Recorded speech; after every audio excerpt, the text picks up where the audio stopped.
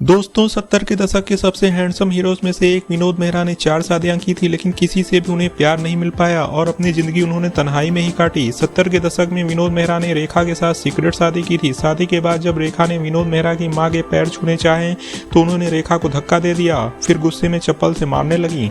माँ ने दोनों को घर से जलील करके निकाल दिया और उनकी ये शादी टूट गई। इसके बाद परिवार वालों ने मीना ब्रोका से उनकी दूसरी शादी करवा दी, लेकिन शादी के कुछ समय बाद विनोद मेहरा को हार्ट अटैक आया, जिसके लिए विनोद ने वाइफ को जिम्मेदार ठहराया और उनका ये रिश्ता बिगड़ गया। इसी बीच खुद से 16 साल छोटी एक्ट्रेस बिंदिया गोस्वामी के साथ उनकी नजदीकियां बढ़ने लगीं।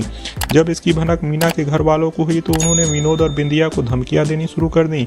इससे डर करके विनोद और बिंदिया छिप करके होटल्स में रहने लगे। 1979 में विनोद ने पत्नी मीना ब्रोका को तलाक दे दिया और 1980 में बिंदिया गोस्वामी के साथ शादी कर ली, लेकिन 1984 में बिंदिया ने अचानक से विनोद मेहरा से तलाक ले लिया और डायरेक्टर जेपी दत्ता से शादी कर ली।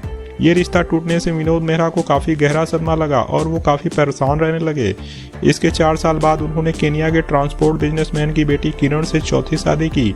1988 में किरण ने बेटी सोनिया को जन्म दिया। दोनों खुशहाल जिंदगी जी रहे थे, लेकिन कुछ ही समय बाद 30 अक्टूबर 1990 को हार्ट अटैक से 45 साल की उम्र में विनोद मेहरा का निधन हो गया।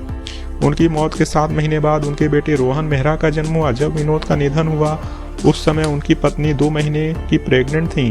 बेटी सोनिया भी महज 2 साल की थी। विनोद मेहरा की मौत के बाद किरण वापस केनिया लौट गईं। दोस्तों वीडियो पसंद आई हो तो लाइक करिएगा और अपने इस चैनल बॉलीवुड बर्फी को सब्सक्राइब करना मत भूलिएगा।